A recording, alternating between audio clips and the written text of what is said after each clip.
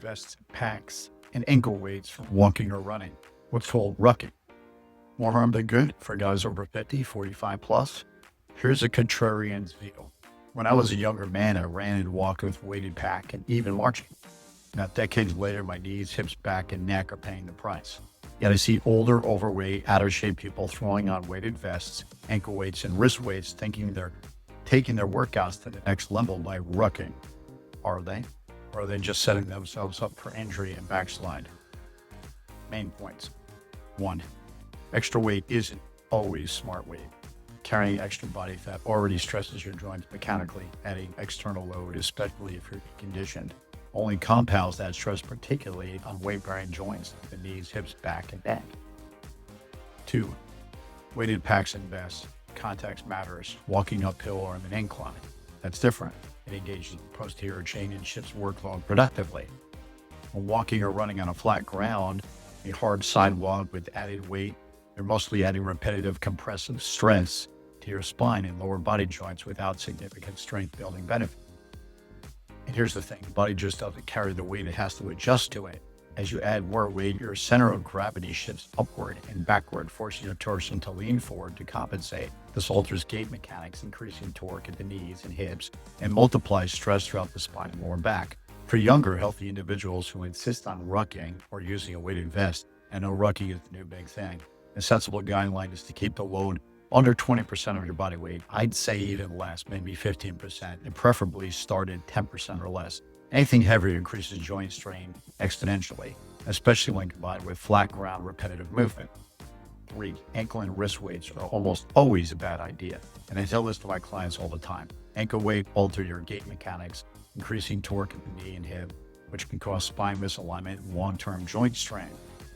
Wrist weights similarly stretch shoulders, elbows, especially during arm swing and walking, jogging, and again can cause spine misalignment. The joint stress caused by these weights usually outweighs, pun intended, fully, any small strength or calorie burn benefits.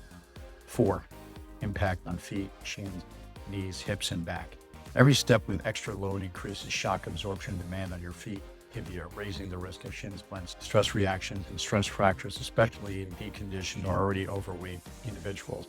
Load carriage changes tibio-femoral mechanics, that's how the thigh bone and the shin bone interact with a joint, increasing internal rotation. Abnormal joint contact patterns linked to degenerative changes. Extra weight increases compressive forces, torque across the knees, accelerating wear over time. Again, carrying weight on a vest or pack shifts your center of mass upward and backward, forcing compensatory hip extension and lumbar stress that can lead to lower hip, lower back, and lower neck strain. 5. Perceived versus actual benefit. Many people believe weighted vest and ankle wrist weight mean more calorie burn and a bigger challenge, but in reality, the calorie increase is very small, while joint wear risk rises significantly. Over time, this can lead to degenerative joint issues, especially for overweight, aging, or deconditioned people.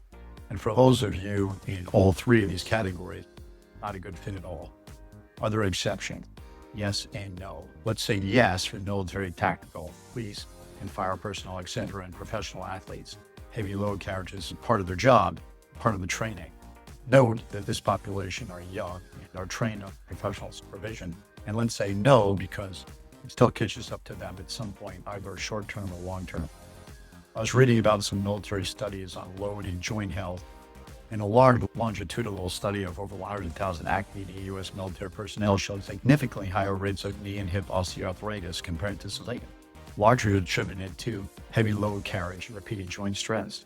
Additional research confirms active duty service members have a higher risk of early onset osteoarthritis linked to their physically demanding duties and heavy equipment loads. So, okay, what's a better option? Use natural machine inclines for walking and running. Add resistance training separately to build strength safely. So when you're lifting, lift. When you're running, run. When you're walking, walk. If you want to run with a vest, then run uphill with a moderate weight. Focus on improving body composition first to reduce natural load stress of joints. Okay, that means lose weight first. Cut your body fat first if you're overweight. Choose joint-friendly cardio options like incline walking, water walking, cycling, elliptical, and rowing, etc. Final thoughts. Guys, and ladies as well, Just because you feel like it's more difficult doesn't mean it's better, especially after 45. Remember, the ultimate goal here is longevity, mobility, and quality of life.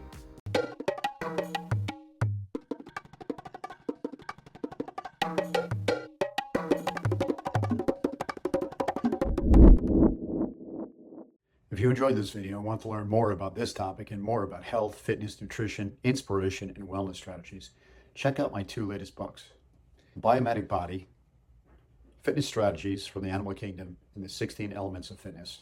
And my other book, If, Inner Fitness, Your Body, the Owner's Manual. The title speaks for itself. If you have a question about fitness, it's probably in this book. They're both available on Amazon.com or linked from our website, www.phrogfitness.com. Thank you.